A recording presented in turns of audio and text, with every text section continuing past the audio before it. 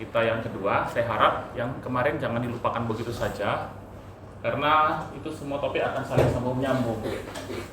Ya, jadi hari ini kita topiknya seperti sudah, tolong yang sudah punya dibagi share ya, yang sudah punya ya, di share ke teman-temannya. Oh ya, kok bisa dua gini ceritanya gimana nih? Ini kok bisa dua nih?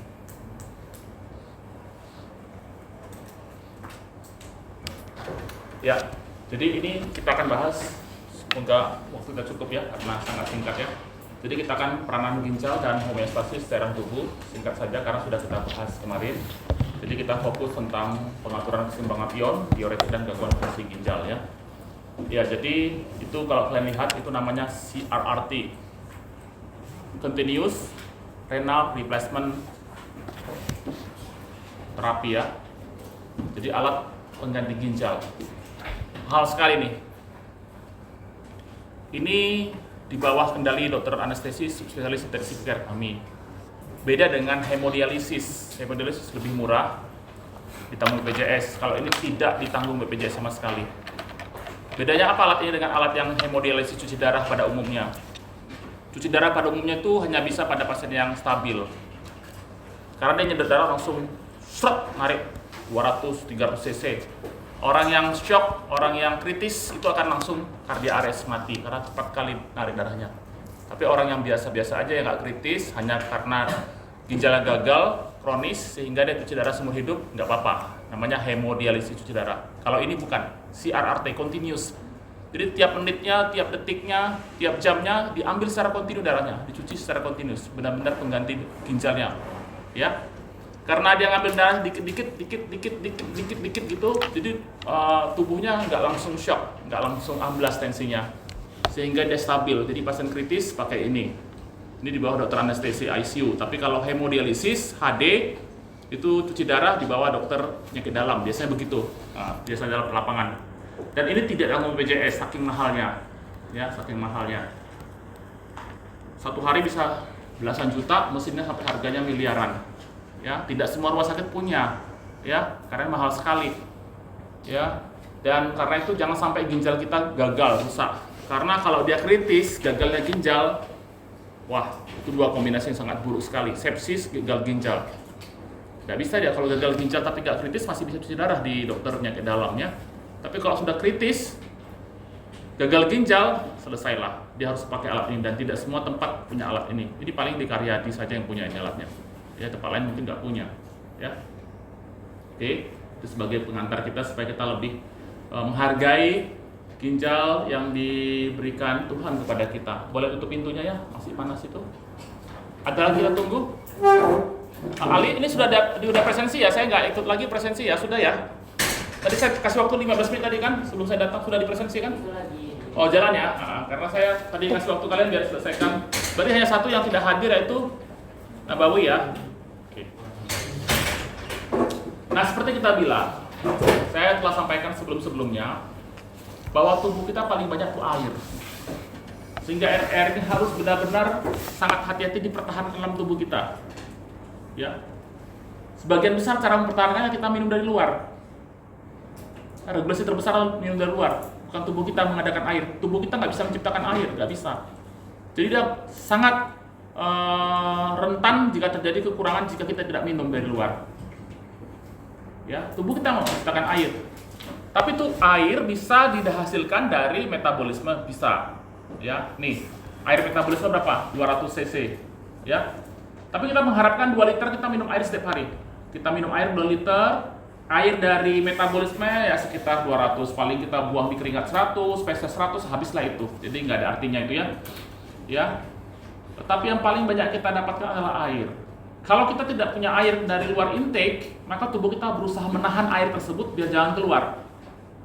Jadi orang kurang minum, tidak banyak minum, tubuh kita akan menahan retensi air tersebut supaya jangan dikeluarkan. Dengan cara apa? Urinnya dikurangi. Lihat ya, yang paling besar di situ apa faktornya? Ya, faktor paling besar adalah air minum dan air kencing. Ya, selisihnya paling 500 gitu ya. Yang 500 itulah yang dipertahankan kita setiap hari. Jadi biasanya kalau pasien kritis saya buat seperti prinsip bahwa jumlah cairan boleh masuk ke dalamnya hanya 500 plus urinnya. Jadi kalau urin terus 1000 ya kita boleh masukkan urin air atau infus ya 1000 tambah 500, 1500. Kalau urinnya cuma 500 saya bolehkan maksimal air boleh masuk dalam tubuhnya 1000. Kira-kira ya. Asupan air dan banyak elektrolit terutama dipengaruhi oleh kebiasaan makan minum seseorang. Jadi ginjal harus menyesuaikan laju ekskresi supaya cukup asupan tersebut. Ya, intake dari minum, dari makan, membentuk plasma 3 liter, interstitial fluid 11 liter, intracellular fluid sekitar 8 liter. Itulah air dalam tubuh kita.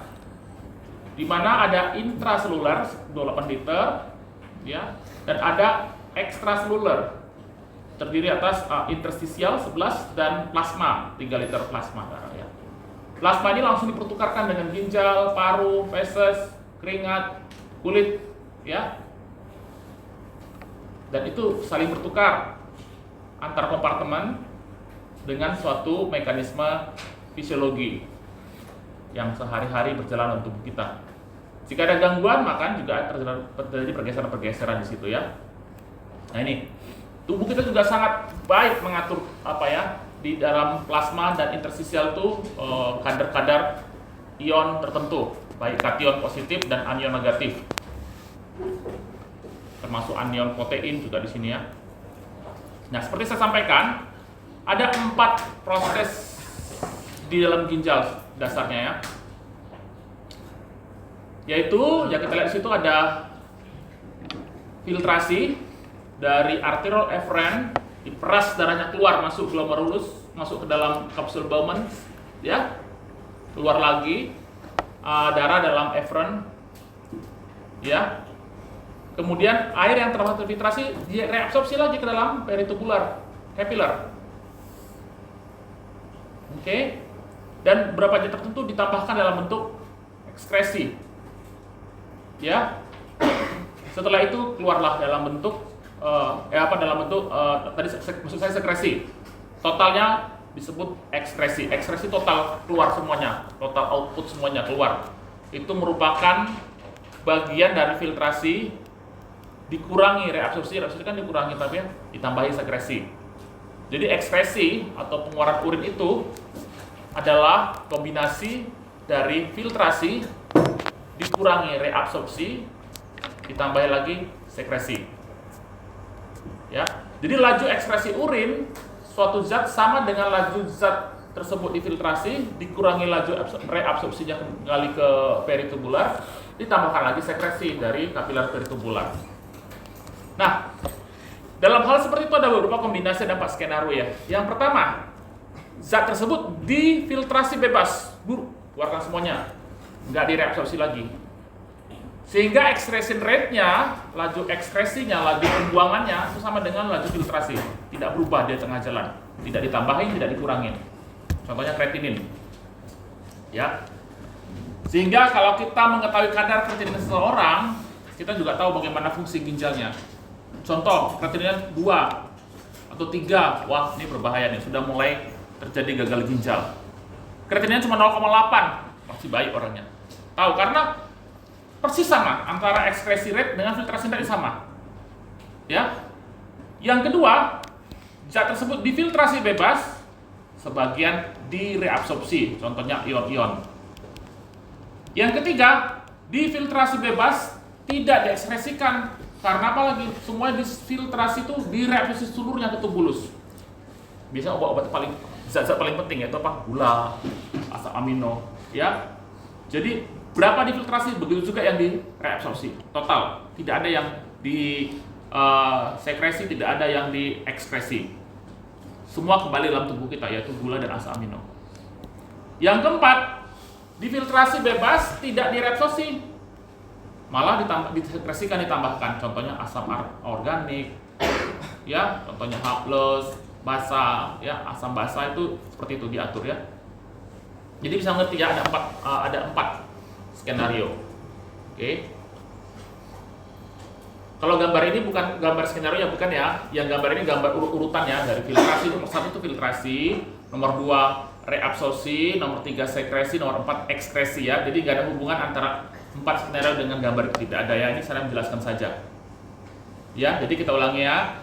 Pembentukan urin pertama, darah masuk ke glomerulus, ya, capillary. Oke. Biasanya dari arteriol ke kapiler kan? Bener nggak? Ya. Dari kapiler kemana? Ke venula. Dari kapiler kemana lagi dia? Venula. Venula. Dari venula kemana lagi dia? Ke vena. Vena. Di sini terbalik. Di sini darah masuk ke arteriol afferent, masuk ke capillary, kembali lagi ke arteriol efferent. Hanya di ginjal saja terjadi tersebut. Dari arteriol ya kembali lagi ke capillary peritubular. Setelah itu baru mengikuti jalur normal ya. Ya, agak unik ya. Dari capillary ya kembali ke efferent arteriol. Harusnya kan venul atau ke vena. Ya. Dari efferent arteriol baru kembali lagi menjadi peritubular capillaries. Peritubular capillaries itu gunanya untuk reabsorpsi. Ya, capillary glomerulus itu untuk filtrasi. Dia filtrasi di sini, di tengah jalan di reabsorpsi oleh teman-temannya di capillary peritubular. Selain itu, capillary peritubular juga melakukan sekresi, menambahkan lagi zat-zat tertentu sesuai dengan kondisi tubuh. Ya, baru berlanjutlah dari proximal tubule, loop of Henle, distal tubule, collecting duct, baru urin. Nanti ini nggak saya bahas di anatominya karena sudah dibahas minggu lalu dan pasti dibahas di anatomi dan histologi ya. Nah, saya perlu membahas ini lebih detail karena saya ingin menjelaskan suatu hal yang sangat penting bagi kita. Ya, coba perhatikan ya. Jadi kalau kita bayangkan ini arteriol afferent masuk, darah masuk arteriol afferent, arteriol ya. Masuk ke dalam, dia berputar-putar keluar lagi. Saat dia berputar-putar dia diselubungi dengan apa yang namanya? Iya. Jadi ini mangkok tapi punya dua lapis dinding. Lapis ini luarnya, lapis dalamnya masuk membungkus ini membentuk podosit namanya, sel podosit. Kalau kita bikin melintang seperti ini, maka ini kapiler dengan fenestrasinya. Kapiler itu kan endotel ya, satu lapis saja selnya tipis, endotel. Ya, tapi ada fenestrasi loh berubah. Fenestrasi ya. Setelah fenestrasi dia nggak langsung berhubungan sih dengan ini, dengan apa sel podosit daripada kapsul Bowman, tapi ada namanya basement membrane. Ini penting banget karena ini yang mau kita bicarakan mempengaruhi tentang filtrasi. Ya, laju filtrasi sangat dipengaruhi oleh ini. Ya, selain dengan tekanan-tekanan hukum Starling, tapi juga ini sangat pengaruh. Ya. Nah, jadi 3 lapis ya. Yang pertama endotel, yang kedua basalis membrana basalis, yang ketiga epitel. Ya, dari luar glomerulus. Ya, ini podosit, terbentuk podosit itu sel podosit kayak kaki-kaki. Itu juga ada di sini ada pori juga sini. Jadi sebenarnya bocor. Jadi pada dasarnya apapun bocor. Ya. Oke. Ini kira-kira berapa lebarnya penetrasinya? Pernah tahu nggak berapa lebar penetrasinya? Sekitar berapa ya? Sekitar 10 ya? Atau 8? 10 kira-kira ya. Albumin itu kira-kira berapa besarnya? Ada yang tahu nggak? Albumin itu sekitar 6. Pertanyaannya, albumin itu kecil, lebih kecil daripada ini. Kenapa ini tidak bisa melewati ini? Air pasti lewat lah, karena kan kecil-kecil, asam amino pasti lewat. Protein agak sulit lewat di sini, padahal ada sebagian protein yang sebenarnya ukuran lebih kecil daripada lubang ini. Ada yang tahu? Membran plasma juga bisa dilewati sebetulnya karena ada pori-pori juga. Apalagi yang paling penting, muatan negatif protein. Ya, muatan negatif protein. Kenapa protein bermuatan negatif? Nah, saya cek aja dulu. Boleh saya tambah satu yang bermuatan negatif. Biokimia nih. Bagian apa protein yang bermuatan negatif? Protein itu kan rantai manik-manik asam amino, jadi kayak tas gitu. Bagian mananya yang bermuatan negatif? belajar lagi kimia ya. Ada COO, ada karboksil dan ada amino group. Ya, dalam kondisinya tubuh itu protein itu buffer ya. Dalam keadaan asam dia menerima proton. Dalam keadaan basa sebaliknya, jadi ada positif dan negatifnya, jadi buffer dia. Jadi meredam peristiwa lonjakan-lonjakan asam-asam tubuh kita. Itu buffer namanya. Jadi dia meredam, jangan terlalu tinggi. Kalau ada asam, jangan terlalu tinggi asam kadarnya. Kalau ada basa tidak terlalu diredam dengan buffer. Buffer termasuk albumin, termasuk zat-zat buffer lain kalau ada banyak. Nah, dalam keadaan pH tubuh kita yang netral 7,4, dia itu akan bermuatan negatif sehingga tidak bisa lewat. Padahal ukurannya sebagian masih lewat seharusnya. Ya, makanya ini sebagian kecil protein masih lewat, tapi nggak terdeteksi di urin. Ya. Nah, kalau ini rusak. Jadi kalau ini rusak sistemnya, bocor protein, maka tadi proteinuri karena ini yang rusak. Protein keluar dalam urin kita. Itu karena kerusakan di sini. Ya. Jadi pemberian masalah ada dua, kolagen sama fibril proteoglikan. Ini buatannya negatif. Karena proteoglikan negatif, kena negatif, jadi ada daya tolak menolak elektrostatik. Hukum Coulomb kan, masih ingat hukum Coulomb ya? Q1 Q2 dibagi jaraknya. Terjadi suatu tolak menolak, jadi nggak masuk. Ya, seperti itu ya. Itu harus mengerti karena itu penting dalam memahami tentang patofisiologi nantinya. Nah, kita belajar tentang ini, filtration ini mirip sekali buku Starling ya. Ini gaya-gaya yang bekerja di dalam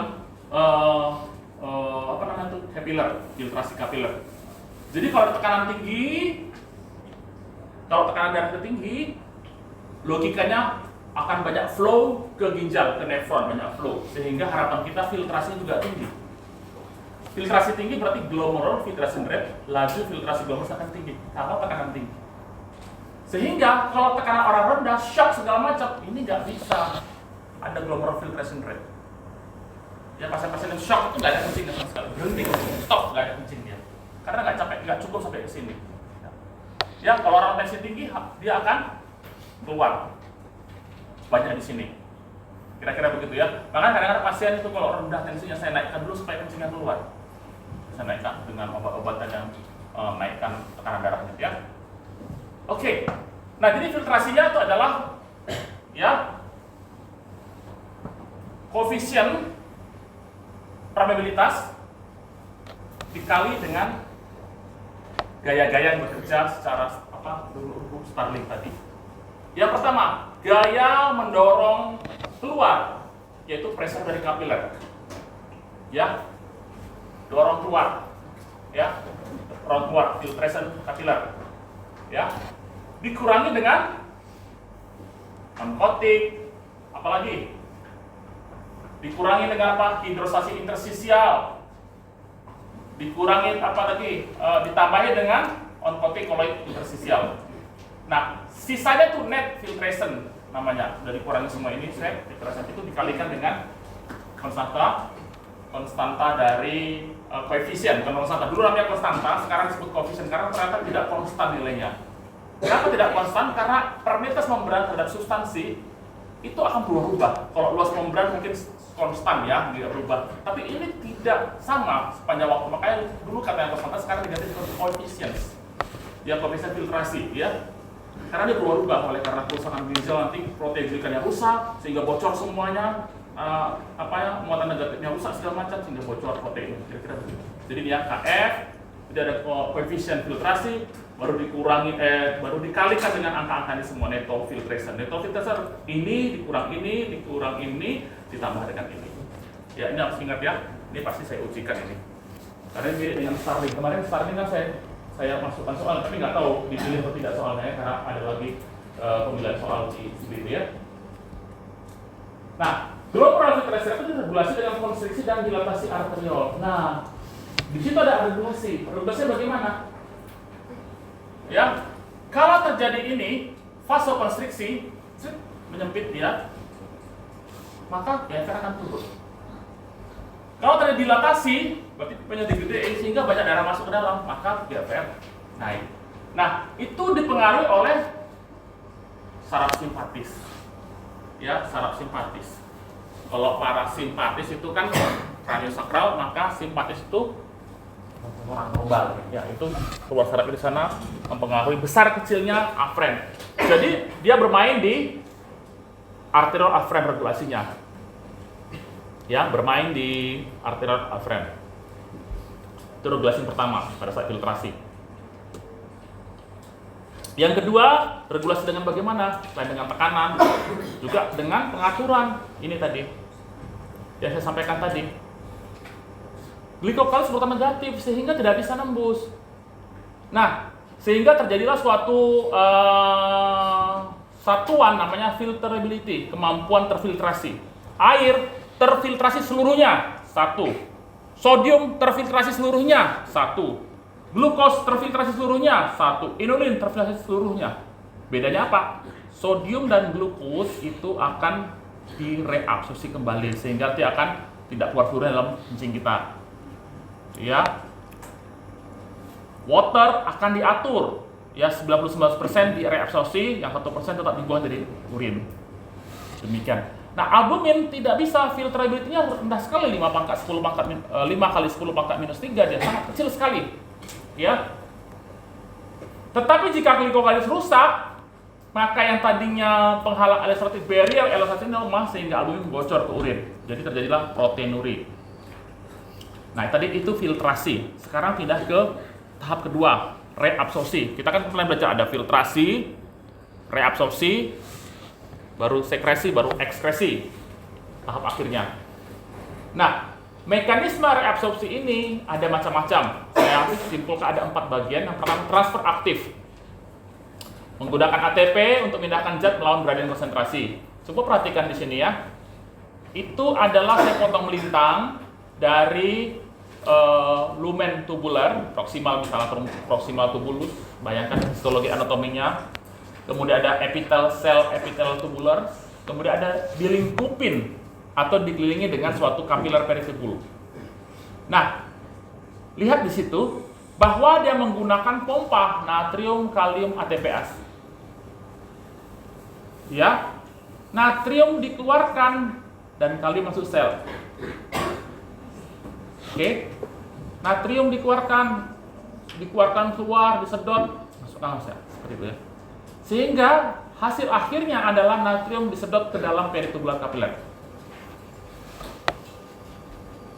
Bisa bayangkan ya, ini lumen tubular di sini. Ini ada dari tubulus ini. Direabsorpsi kembali ke sini. Caranya bagaimana? Kita bicara natrium ada 4. Kita bicara satu dulu paling penting karena yang lainnya mirip-mirip dalam berbagai cara ya. Yaitu dalam arti cara reabsorpsi. Nah, kita bicara paling penting di sini karena sodium ya. Nah, karena natrium ini pompa masuk keluar ya, melawan gradien konsentrasinya. Di sini diambil masuk ya, diambil ini Janssen segala macam. Nah, karena dia melawan gradien konsentrasinya, ya ini kan tinggi, ini rendah, harusnya begitu kan? Nah, dia melawan, logikanya kan dia harus mengikuti polisnya itu harus seperti ini ya.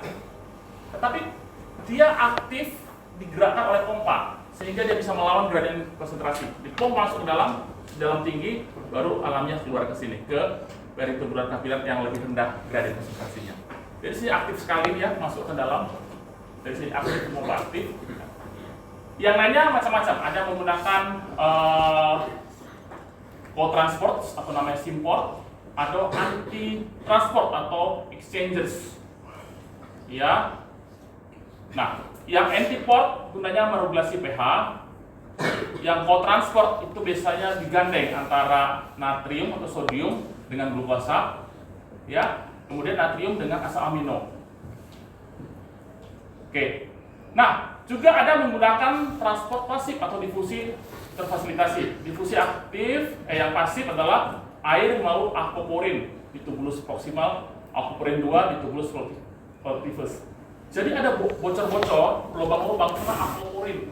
Jadi lubang di epitelnya tuh masuk ke situ, air mengikuti. Jadi tidak perlu transportasi aktif, tidak perlu ATPase. Dia harus keluar saja, ya.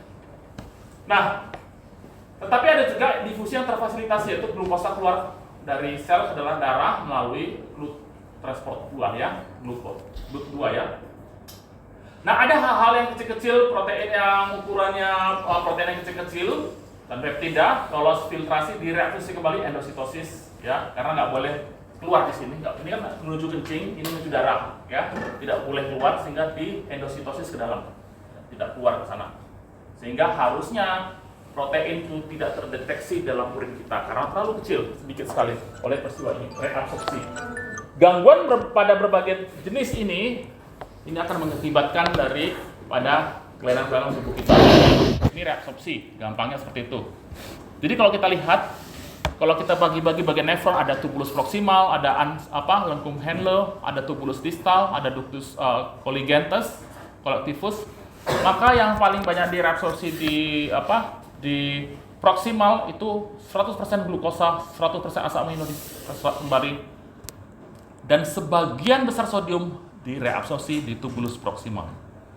Saya jelaskan tadi menggunakan pompa ATP-AC, tapi juga dia juga menggunakan sistem yang tadi, menggunakan GLUT2 ya untuk gula, kemudian SGLT dan aquaporin. Aquaporin itu sangat pasif sekali, hanya sekedar lubang saja, itu tidak menggunakan mekanisme macam-macam. Aquaporin itu hanya sekedar lubang saja sebetulnya, ya.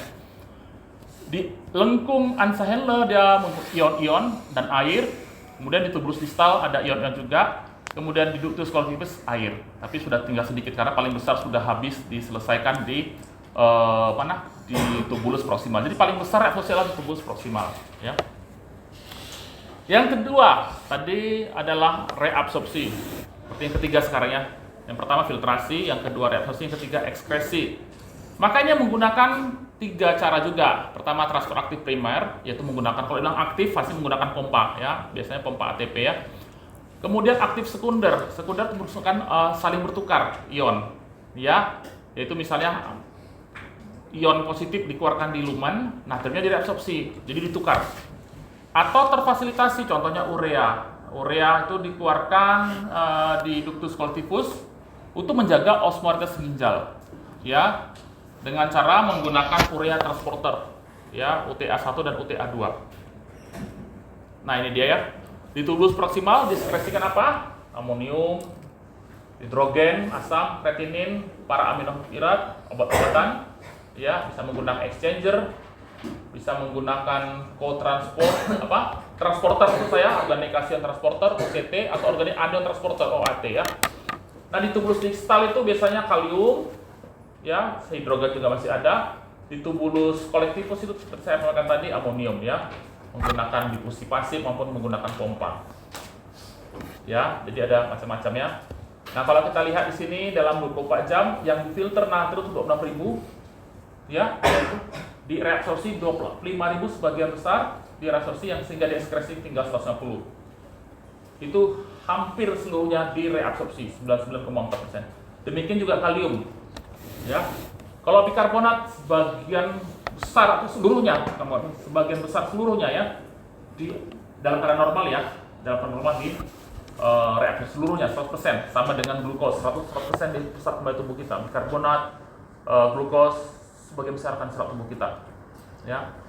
Water, ya, 99, ya, 0,4%, karena dari 150 liter yang diurinkan 1 liter, maka 109 liter, 9 itu masuk dalam tubuh kita kembali. Nah, jadi ada hitung-hitungannya, ya, dan ada jenis-jenis spesifik zatnya.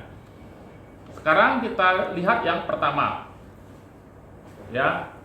Jumlah zat yang difiltrasi itu merupakan hasil perkalian antara laju filtrasi glomerulus GFR berapa mililiter per menitnya dan kadar zat tersebut, ya, clearance-nya, ya. Nah, sel-sel tubulus dapat menambahkan lebih banyak zat ke dalam filtrat melalui sekresi tubulus, ya. Jadi selain direabsorpsi, dikurangi, tapi ditambahi juga dengan sekresi, baik mengeluarkan sebagian seluruh zat tersebut dari filter tersebut melalui reabsorpsi maupun digabung keduanya. Jumlah zat yang diekskresikan, yang dibuang udah net bersih itu, ya, sama dengan jumlah yang difiltrasi ditambah jumlah di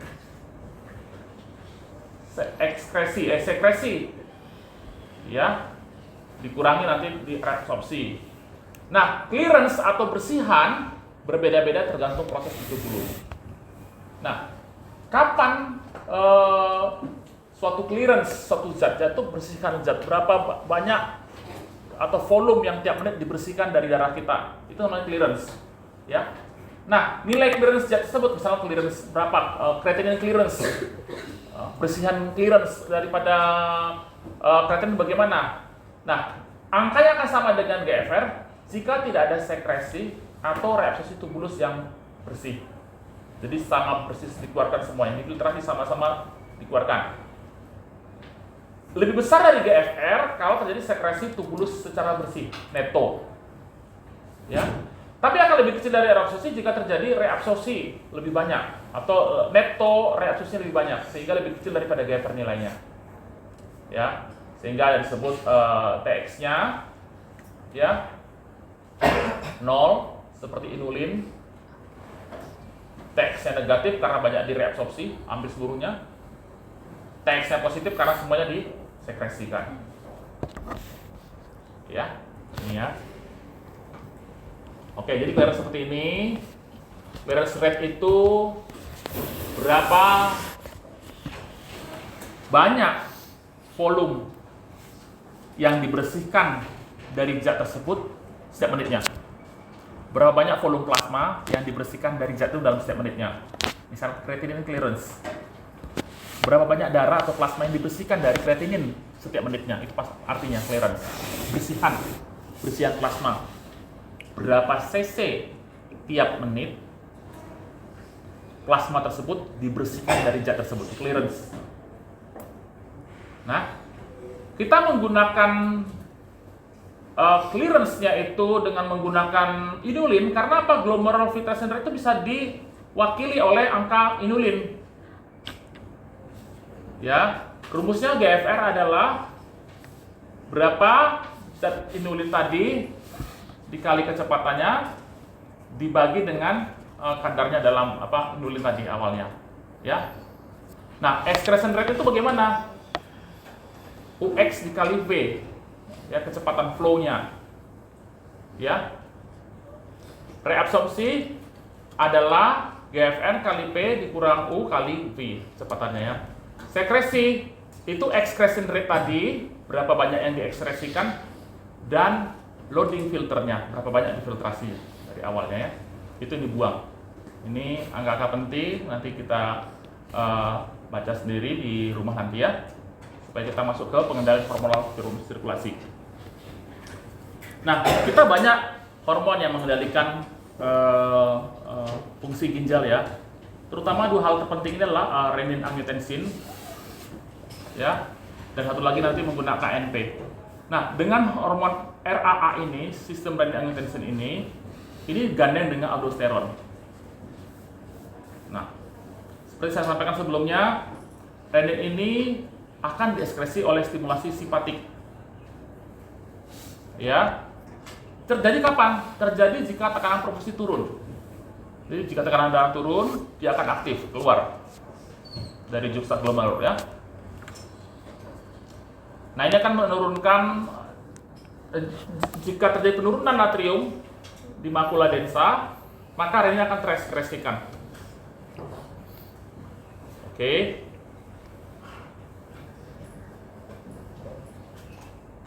Kemudian kita bicara tentang renin ini akan mempengaruhi apa? Angiotensinogen. Angiotensinogen berubah jadi angiotensin 1, kemudian angiotensin 2 oleh S dari paru, kemudian dia akan mempengaruhi aldosteron. Ya. Nah, ini semua akan melakukan regulasi daripada urin, ya, dan baik secara osmolar maupun non osmolar.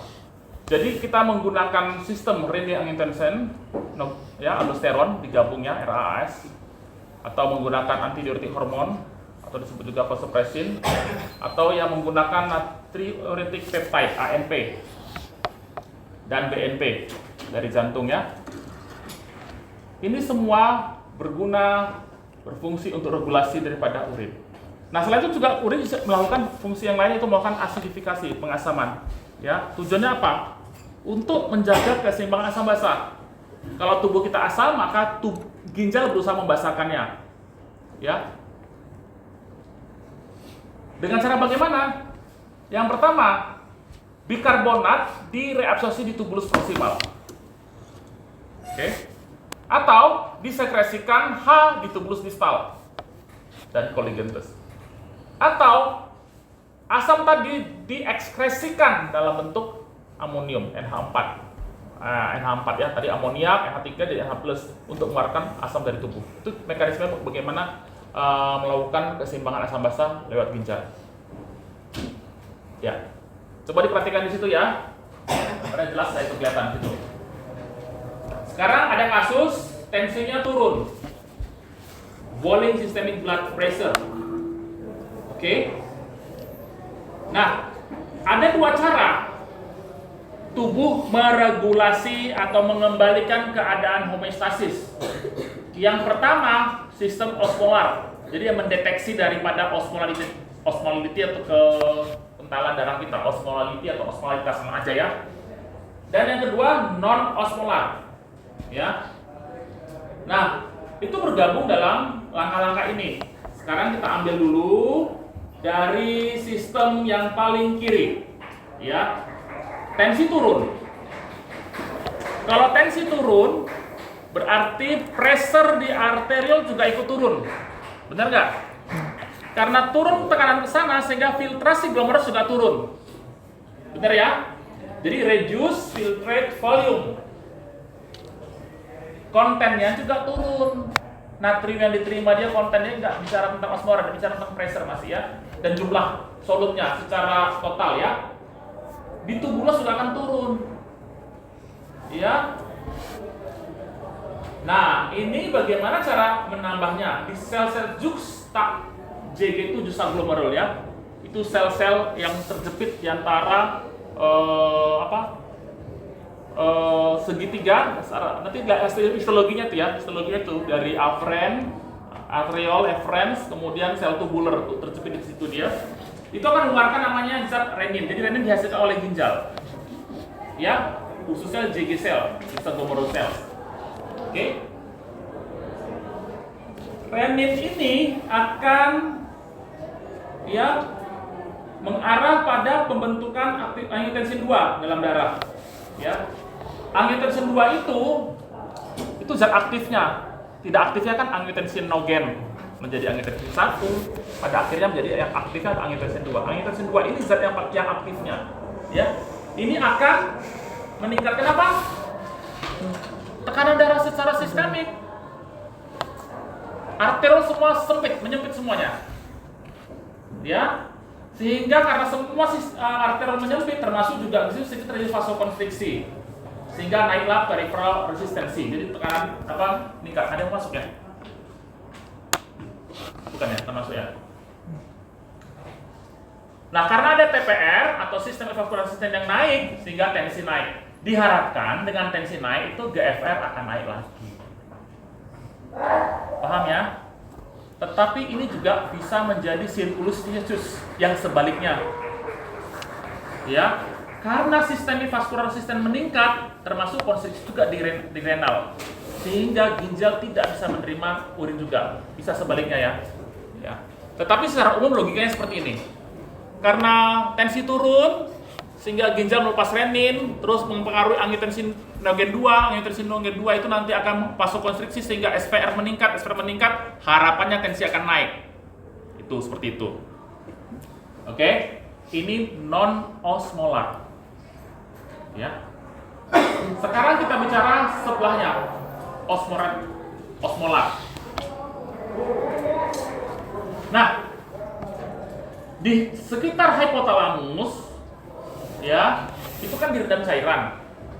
Kalau kita kurang minum atau kita mengalami dehidrasi atau kita mengeluarkan perdarahan, maka darah kita makin pekat atau osmolarnya makin tinggi. Normal kita kan 280, 290. Kalau kita nggak minum, ya, perdarahan, dehidrasi, kekurangan cairan, apapun itu, nanti pekat, darah kita akan ketat. Osmolar kita akan naik. Ini akan terdeteksi di hipotolemik. Ya. sehingga nanti di posterior pituitary atau hipofisis posterior akan merilis yang namanya hormon anti diuretik hormon, anti kencing. Diuretik arti kencing, anti kencing. Ya. Dia akan bekerja di mana? Yang tadi, collecting ducts. Menyebabkan apa? Reabsorpsi dari air. Sehingga harapannya darah kita, plasma kita yang pekat tadi, osmolar tinggi, diencerkan kembali. Ya begitu regulasinya. Contoh orang tuh haus, dia akan minum kan, itu secara haus dia minum itu kan secara ini ya, secara sadar ya. Tidak sadarnya seperti ini ya, terjadi suatu reabsorpsi sehingga air yang ada jangan lagi dikeluarkan banyak. Oleh karena itu orang yang dehidrasi, orang yang hipotensi, orang yang pendarahan itu akan sedikit kencingnya karena dia berusaha menahan air dalam tubuhnya tidak mengeluarkannya. Paham ya? Oke. Nah yang kedua itu osmolar. Yang kedua, tadi kedua ya. Ketiga ya sekarang. Ketiga yang tengah. Ini juga non osmolar. Kalau yang paling kanan ini ada osmolar, yang paling kiri juga itu sifatnya non osmolar. Maka yang keduanya menggunakan sistem tekanan. Kalau terjadi hipotensi, pressure turun, maka baru reseptor di pembuluh darah kita itu akan terangsang.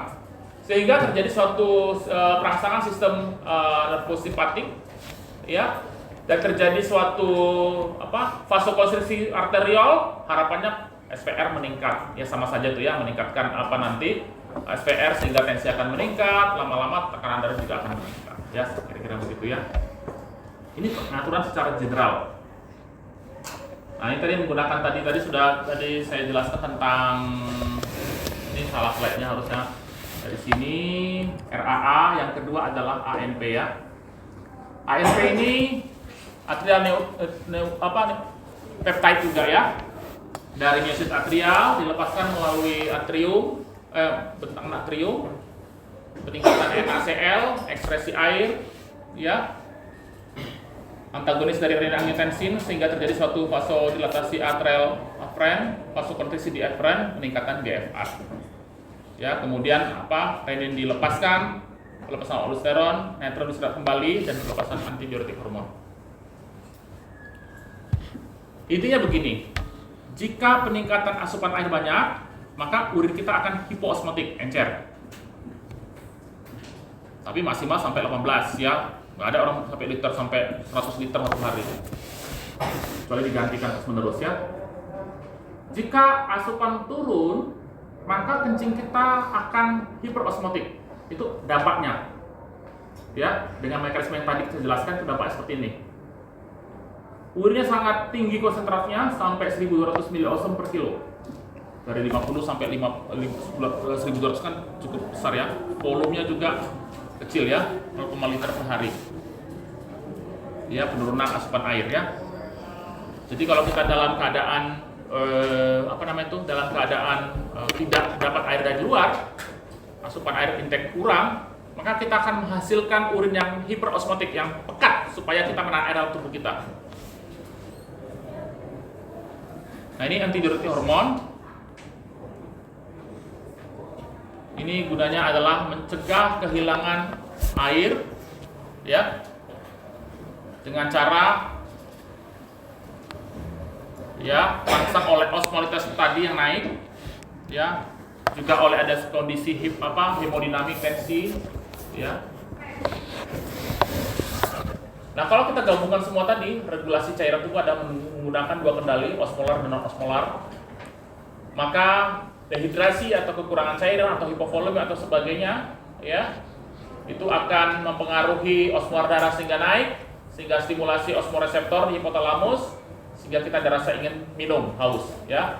Yang kedua, bisa dehidrasi atau hipovolemi tadi menyebabkan volume darah berkurang. Karena volume darah berkurang, maka tekanan berkurang. Karena tekanan darah berkurang dideteksi oleh sel-sel juxtaglomerular di ginjal tadi, hasil renin akan mempengaruhi segala macam rantainya sehingga terbentuk angiotensin 2, dan angiotensin 2 itu juga bisa mempengaruhi stimulasi haus dan bisa juga minum, bisa oleh proses itu ya. Saliva juga turun, mulut kering, maka akan stimulasi pusat rasa haus di hipotalamus. Ya, itu kendali-kendalinya. Jika osmosis tubuh tinggi, ya, pekat darahnya, antidiuretik hormon juga akan naik, ya, probabilitas terhadap cairan tinggi sehingga terjadi osmosis dalam darah. Ya. Jadi pengendalian cairan tubuh dengan osmosis tadi yang tadi sudah dijelaskan, ingat ya, tujuan ini semua untuk mengeset osmolitas tubuh kita di angka stabil 250 sampai 285. Ya, tubuh kita berusaha melakukan hemostasis, menggerakkan ke arah poin ini. Dia berusaha di angka 280, 285. Itu karena itu osmolitas tubuh kita normal. Dengan berbagai cara tadi. Ini volume darah juga bisa menyebabkan ADH kalau dia terjadi penurunan volume darah, ya, baik melalui hipotensi atau dehidrasi atau melakukan pendarahan hemoragik. Cuman di sini tidak terlalu perannya penting dibandingkan dengan osmolar. Dia lebih banyak bergerak di osmolar kalau bicara tentang ADH. Ini sudah ya, angiotensin 2 nggak usah kita bahas lagi karena sudah intinya adalah vasopressin. Nah, sekarang kita bahas beberapa obat penting. Ini bagian farmakologi sebetulnya, tapi ini saya kira penting kita menjelaskan di sini mumpung kita belajar fisiologi pada renal. Nah, diuretik itu ya berasal dari kata diu dan uretik melalui urinate. Jadi apa saja yang mempengaruhi kencing kita, ya, semua zat yang meningkatkan flow urin dan sekaligus ekskresi air. Ya, diuretik itu bekerja di berbagai tempat yang berperan dalam penyerapan natrium sehingga menyebabkan banyak diuresis. Ya, di yang thick dan yang lebih besar pada yang di distal. Ya, penyerapannya ya. Respon nefron yang lebih distal juga punya beban berbeda-beda dengan yang di proksimal. Nah, sebagian besar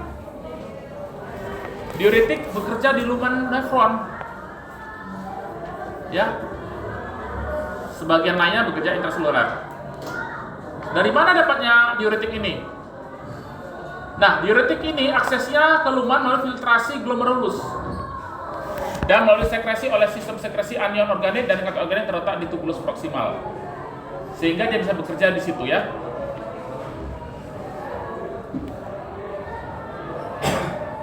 Nah, karena beberapa diuretik, obat-obatan itu meningkatkan air kencing kita, terikat pada protein plasma, contohnya loop diuretik seperti furosemide.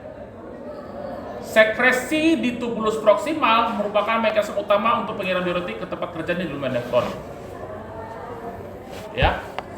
Jadi kalau kita injeksikan furosemide dalam tubuh seseorang atau orang tersebut makan tablet furosemide, tablet itu bagaimana bisa bekerja dalam ginjal harus masuk ke lumen nefron. Bagaimana cara masuk ke sana? Paling besar lewat filtrasi di glomerulus. Intinya begitu. Ya. Nah, ini yang tadi lagi bolak-balik ya kita bicarakan ya. Ya, ini saya ujikan aja lah biar paham ya. Kalau terjadi penurunan ekstraseluler darah kita, termasuk plasma, ya, hemoragik, dehidrasi, luka bakar atau apapun itu, sehingga volume plasma kita, volume cairan kita turun, maka akan terangsang pengeluaran renin. Ya, terangsang pengeluaran renin. Sehingga dia akan mengubah angiotensin menjadi angiotensin 1, angiotensin 1 akan diubah oleh converting enzim mengeluarkan oleh paru menjadi angiotensin 2. Angiotensin 2 inilah zat aktifnya yang bekerja langsung di tubular dengan reabsorpsi natrium di sana, atau dengan cara meningkatkan vascular resistance, naikkan tensi, atau dengan cara meningkatkan produksi aldosteron. Ya, tujuannya apa? Setelah direabsorpsi, harapannya ekskresi sodium turun. Ya, karena sodium diserap. Nah, karena sodium diserap kembali ke dalam tubuh, maka air pun ikut bersama-sama dengan air, ikut ya. Ya, kita retensi natrium, maka air pun ikut terreabsorpsi masuk dalam tubuh kita lagi. Sehingga harapannya kekurangan cairan dalam tubuh kita tidak terlalu berat pengaruh bagi tubuh. Ya. Ya, ini lewatkan saja. Nah, ini kita lihat dulu beberapa sistem cara kerja diuretik. Ya, ada diuretik osmotik, ada loop diuretik dan sebagainya. Kita bicara tentang diuretik osmotik. Bagaimana cara kerja diuretik osmotik ini? Adalah menggunakan prinsip osmotik. Kita tahu kalau ada suatu zat yang osmotiknya tinggi sekali, misalnya kita katakan 500 miliosm, 1000 miliosm, maka dia akan pekat ya. Karena dia pekat, dia akan menarik cairan. Ya, menarik cairan. Kita tahu tadi hubungannya kalau filtrasi itu sangat dipengaruhi oleh tekanan filtrasi dan kemudian tekanan osmotik atau oncotic. Nah, kalau ini tekanan tinggi, tekanan osmotik tinggi, maka dia menarik cairan. Karena dia menarik cairan, maka dia menarik urin keluar lebih banyak lagi. Ya. Nah, seringkali orang yang misalnya cedera kepala, itu otaknya bengkak. Kita berikan manitol sangat pekat, osmotis tinggi sekali masuk dalam tubuhnya, difiltrasi di dalam glomerulusnya sehingga dia menarik lagi lebih banyak cairan air ke dalam daripada yang direabsorpsi. Urinnya akan banyak. Itu disebut diuretik osmotik, yaitu dengan cara menghambat penyerapan kembali. Ya. Oke, itu osmotik. Dari darah ya masuk ke renal tubul, diserap, dan karena di urin itu banyak manitol, maka tersedotlah semua ke dalam lumen tubular tadi, keluar sebagai urin. Oke, nah ini ya manitol contohnya ya. Yang lain adalah karbonik anhidrase. Caranya bagaimana? Mengurangi reabsorpsi natrium yang seharusnya disedot kembali ke tubuh kita, dihalangi penyedotannya pada enzim karbonik anhidrase. Ya, karena natrium nggak disedot kembali ke tubuh kita, maka air tidak mengikutinya sehingga air itu bocor keluar. Ya, artinya urin kita akan banyak. Ya.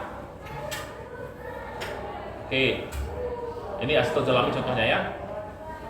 Yang ketiga, loop diuretik. Furosemide. Nah, caranya bagaimana? Benar-benar secara aktif dia menghambat reabsorpsi natrium. Ya, diblok di situ. Diblok sehingga natrium nggak disedot. Ya, sehingga natrium itu keluar dan air pun mengikutinya, mengencerkannya ya. Jadi air nggak ikut terus reabsorpsi tapi ikut keluar bersama natrium. Dan ini sangat boros kalium karena semua elektrolit juga ikut terbuang di sini. Oke. Tetapi sebagian natrium sudah kembali oleh bagian tubuh supaya osmolitas tubuh juga terjaga ya. Ya. Oke, itu contohnya furosemide ya. Pasien-pasien yang gagal jantung yang cairan tubuhnya banyak sekali, kita menggunakan loop diuretik. Itu benar-benar memblok langsung natrium tidak masuk dalam tubuh kita sehingga natrium itu tetap keluar dan air tetap keluar bersama dia. Nah, yang berikutnya adalah thiazid. Ini caranya bagaimana? Dia menghambat reabsorpsi natrium di bagian awal tubulus distal dengan menghalangi supporter natrium klorid. Ya, ini anion organik yang sebagian besar terikat protein plasma. Jadi kalau protein plasmanya tidak ada atau misalnya hipoalbumi salah satu koma, ini tidak akan bekerja dengan baik. Ya. Jadi ini natriuresis karena dia buang urin bersama natriumnya dengan jumlah sekitar 5-10% dari natrium yang disaring. Ya, kapan kita gunakan ini? Pada pasien hipertensi, gagal jantung, atau batu ginjal. Ya.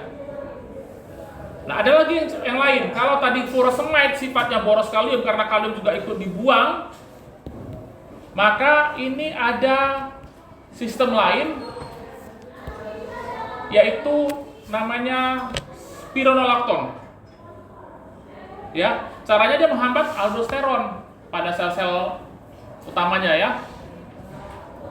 Ini akan menyebabkan urin keluar tapi kalium dihemat.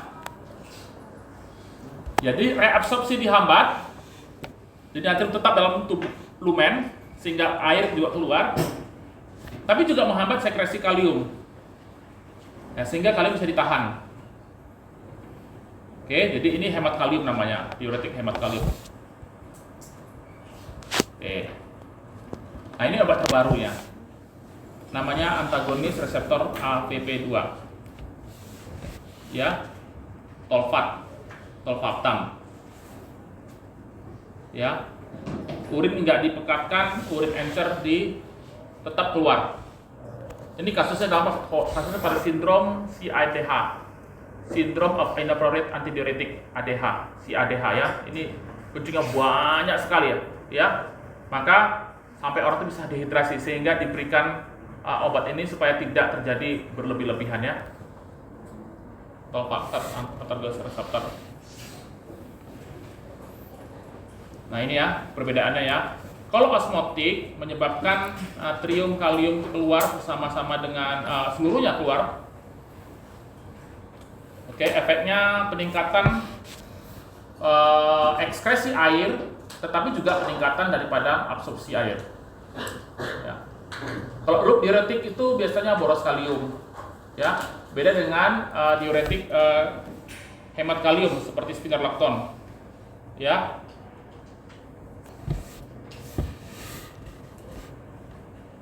Oke, silahkan dibaca saja nih semuanya. Nah, kita lihat lokasi-lokasinya ya. Pada bagian yang proksimal, maka itu bekerja acetazolamid dan SGLT2 inhibitor. Ya. Pada bagian loop diuretik bekerja seperti tadi furosemide. Ya. Ingat ya, 65% dari air yang tentu saja itu terjadi karena penyerapan natrium itu terjadi di proksimal. Ya, maka acetazolamid bekerja di situ. Nah, sekarang kita bicara tentang patofisiologi daripada ginjal itu sendiri. Ginjal itu tidak dapat meregenerasi nerve baru, nggak bisa. Jadi kalau dia rusak aja, sama kayak saraf. Beda dengan epitel itu bisa diregenerasi. Ya, kalau ginjal nggak bisa, tidak bisa ada regenerasi. Dengan cedera ginjal, penyakit atau proses penyual anormal, nefron itu akan berkurang secara bertahap, nggak akan bertambah lagi. Dan setelah umur 40, nefron yang jumlahnya sejuta, nefron itu kan sejuta di kiri, sejuta di kanan, sekitar 2 juta, 2,5 juta lah jumlah total nefron kita dalam tubuh kita, unit fungsional ginjal. Maka itu setiap 10 tahun itu menurun sekitar 10%. Jadi kalau umurnya 50 tahun maka sudah berkurang 10% ya setiap 10 tahun ya, berkurang 10% sejak umur 40. Nah, pada umur 80 itu hanya 40% saja yang berfungsi. Pertanyaannya, apakah ini patofisiologi? Tidak. Karena ternyata tubuh kita bisa mengkompensasi tersebut karena berjalan sangat lambat. Ya. Kenapa? Ada perubahan adaptif pada nefron yang tersisa, memungkinkan mereka untuk mengekspresikan air, elektrolit, dan produksi sisa dengan sangat tepat. Jadi tidak patofisiologi, karena ini bagian fisiologi penuaan, aging. Beda dengan patofisiologi acute kidney injury. Kalau acute kidney injury memang selnya rusak atau fungsinya rusak sehingga terjadi gangguan pada sistem filtrasi, fungsi reabsorpsi, sekresi maupun ekskresi. Kalau ini tidak, ini fungsi bagian tubuh kita karena aging proses. Nah, sekarang kita bicara proses yang patofisiologi. Nah, ada sebutan nama acute kidney injury. Dulu namanya acute renal failure. Jadi gagal ginjal akut. Kalau sekarang sebutannya cedera ginjal akut. Ya, acute kidney injury. Terjadi secara akut, jadi cepat. Biasanya reversible, bisa pulih kembali fungsi ginjalnya. Oke. Tandanya apa? GFR turun. Acute kidney injury, tanda pertama adalah terjadi akut, yang kedua GFR-nya turun, berkurang dalam hitungan jam sampai hari. Kalau selama 3 bulan bagaimana terjadi? Itu sudah sebutan chronic kidney injury, CKD. Kalau di bawah 3 bulan, itu sebutan acute kidney injury. Jadi bisa hitungannya jam, 6 jam misalnya, urinnya nggak keluar, itu sebutan acute kidney injury. Ya. Bisa terjadi pada pasien yang sebelumnya ginjalnya baik-baik saja, atau memang ginjalnya sudah mengalami penyakit namanya CKD, chronic kidney disease. mengalami perburukannya menjadi acute kidney injury. Dulunya kita menggunakan kriteria tahun 2002 namanya RIFLE, Risk, Injury, Failure, Loss, dan End Stage. RIFLE kriteria, RIFLE tahun 2002 itu RIFLE namanya. Itu RIFLE itu urutan. Yang pertama berisiko untuk rusak, terjadi injury, terjadi failure, terjadi loss, terjadi end stage kidney disease. Maka disebut RIFLE. Ya. Nah, tahun 2007 diubah kriterianya menjadi AKIN, Acute Kidney Injury. Ya. Jadi AKIN Network atau AKIN membuat kriteria baru. Ya, nanti kita jelaskan ke 1 2 3. Oke. Sekarang kita lihat dulu RIFLE tadi. Nah, ini zaman dulu tahun 2002 tadi ya.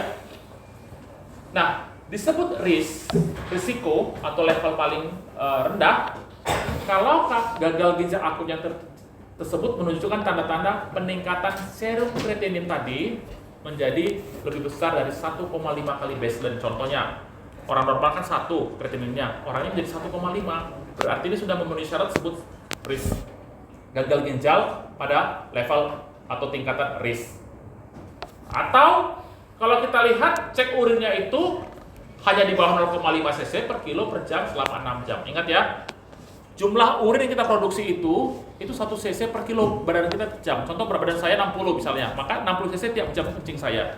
Berat badan saya 50 kilo, maka kencing saya 50 kilo per jam. Berat badan orang 40 kilo, maka dia 40 cc per jam. Itu normal. Oke.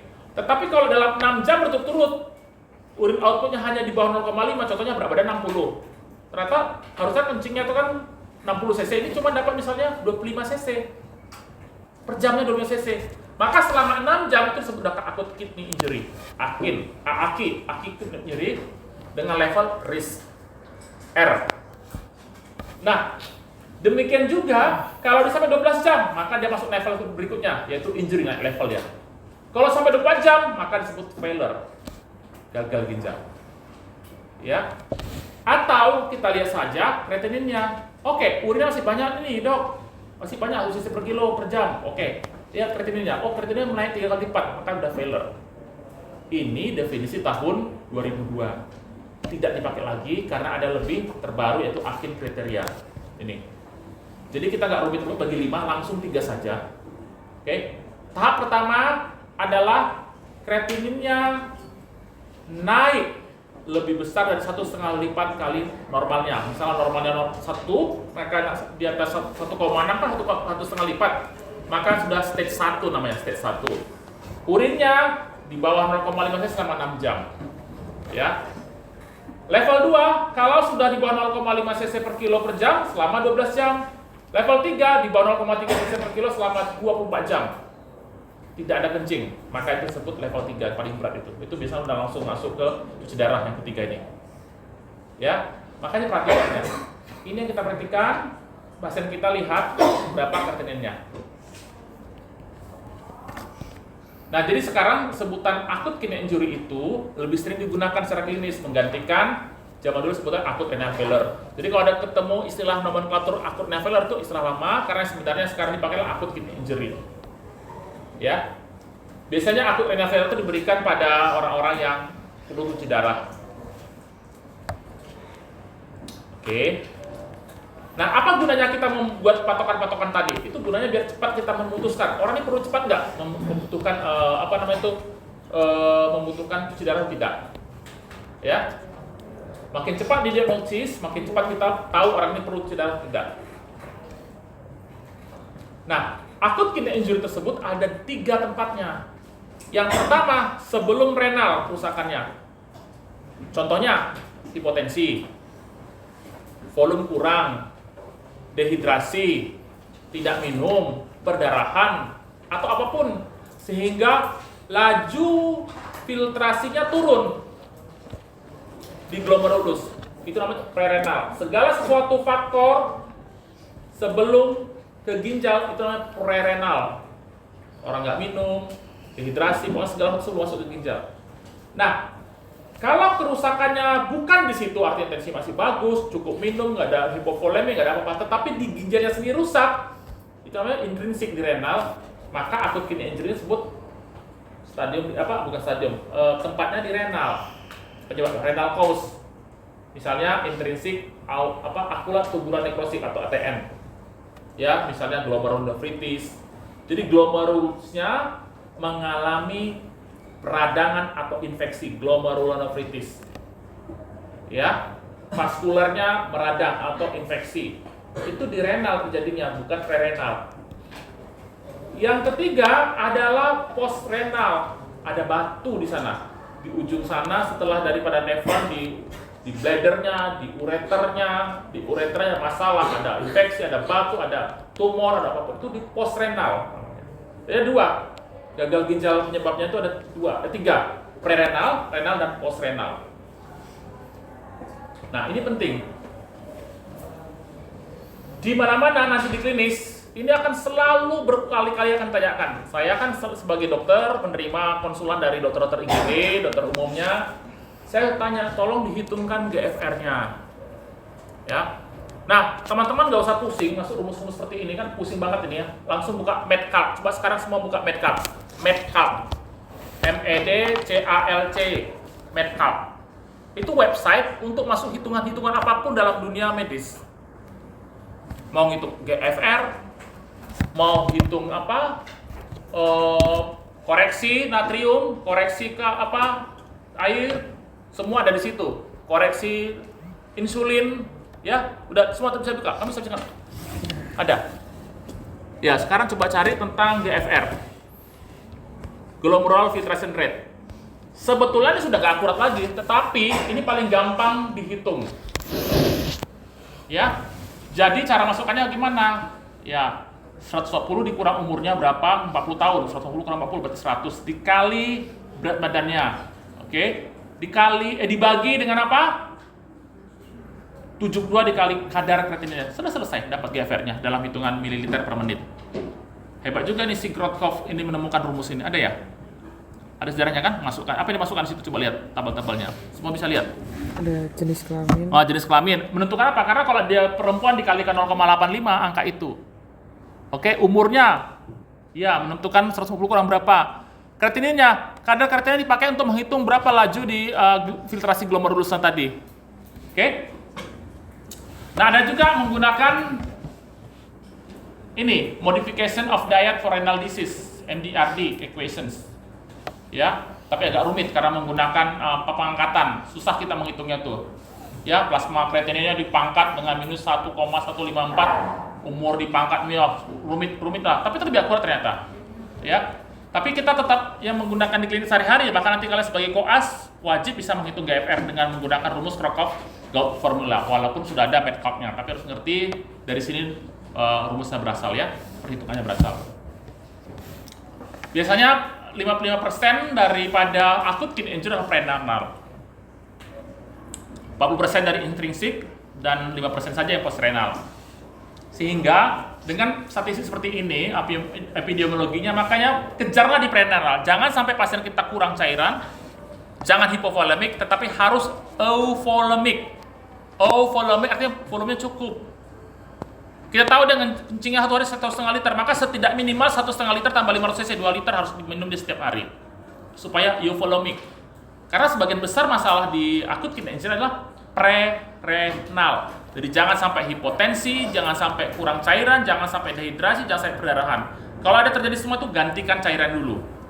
Ya. Prerenal. Intrinsik itu misalnya nggak bisa kita apa-apain memang. Ya, karena rusak di ginjal. Tetapi penyebabnya bisa kita hindari. Misalnya, apa yang bisa kita hindari? Penyebab rusak di ginjal, menggunakan obat-obatan yang merusak ginjal, ya. Jangan digunakan, ya. Banyak pasien yang minum jamu-jamuan datang ke kita udah gagal ginjal. Yang mana bisa kita apa-apain orang ginjalnya rusak ya, terpaksa cuci darah dia. Tapi kalau prerenal tuh masih bisa kita modifikasi karena memberikan cairan segala macam itu terjadi prerenal. Postrenal, batu atau apapun itu bisa kita intervensi dalam pembedahan ya. Nah ini ya, causes of prerenal. Intravascular volume depletions. Secara intravaskular volumenya turun. Oleh karena apa? Ada hemorrhagic, ya, gastrointestinal fluid loss, atau penggunaan furosemide berlebih-lebihan. Ya, furosemid tadi pengencer, zat yang menghasilkan banyak urin tadi. Ya itu bahaya sekali kan? Itu renal fluid loss. Atau orang muntah diare, itu juga menghasilkan fluid loss juga. Atau keringat berlebihan, olahragawan misalnya.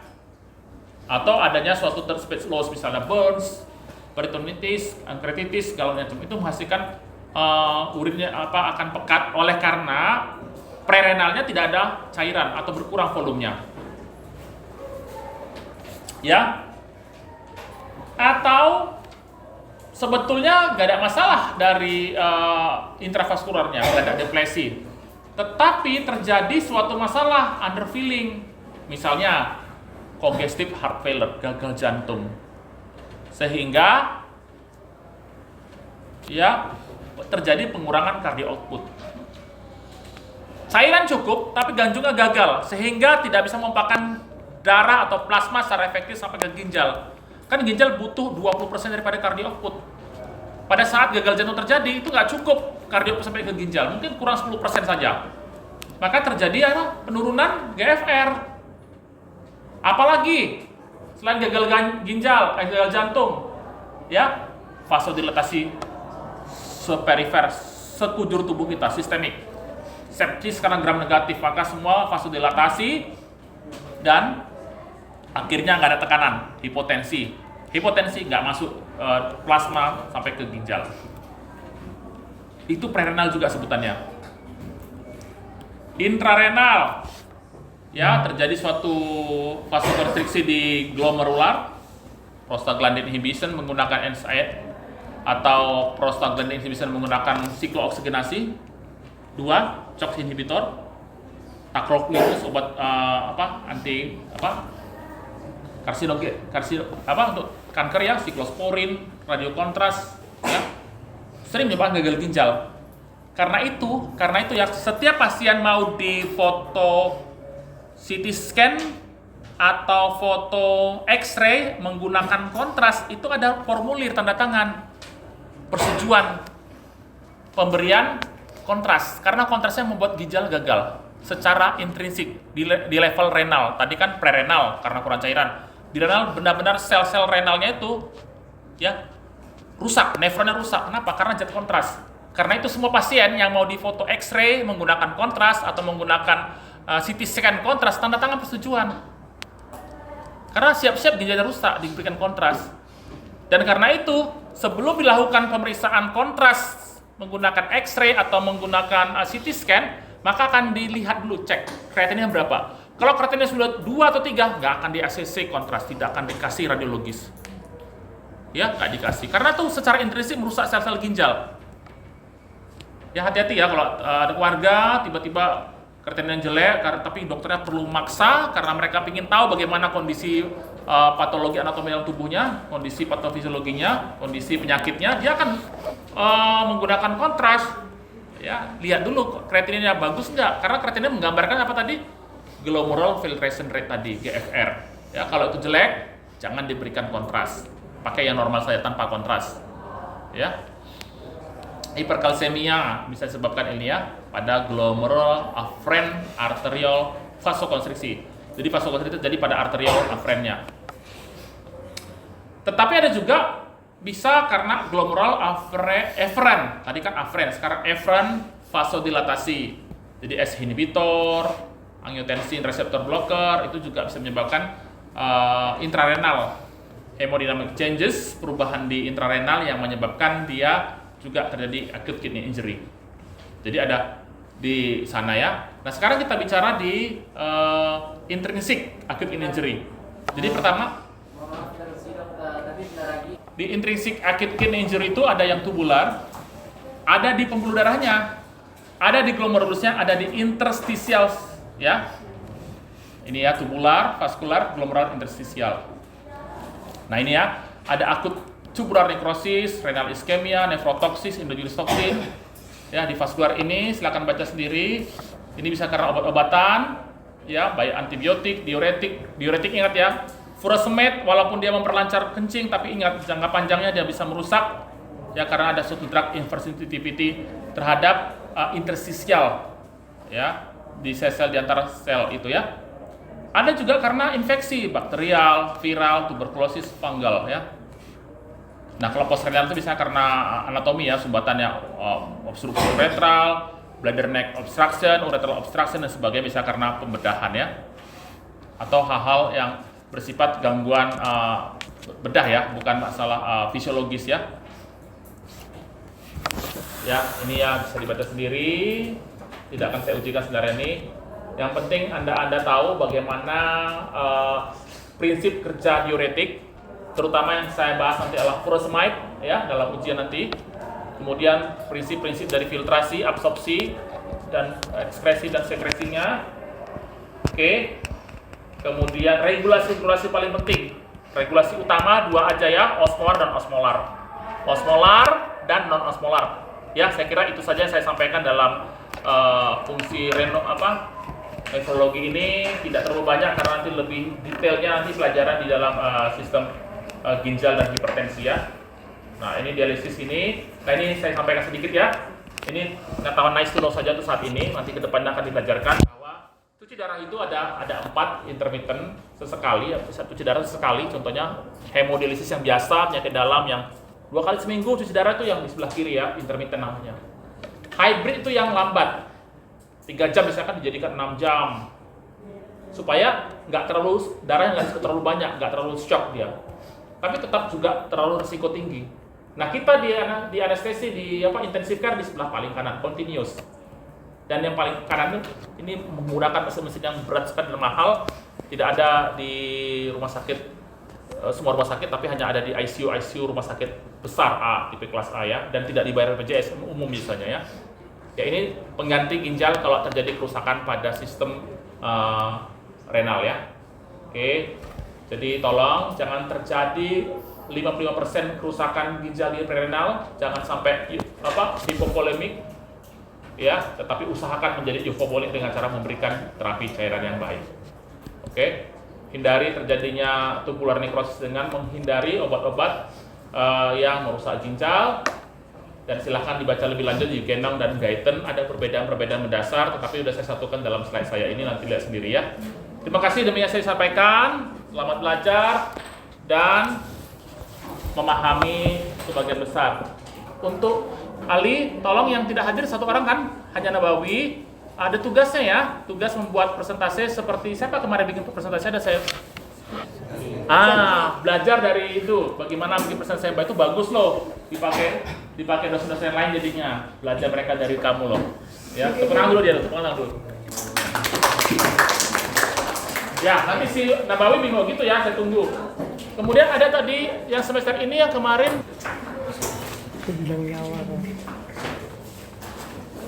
Fisiologi apa?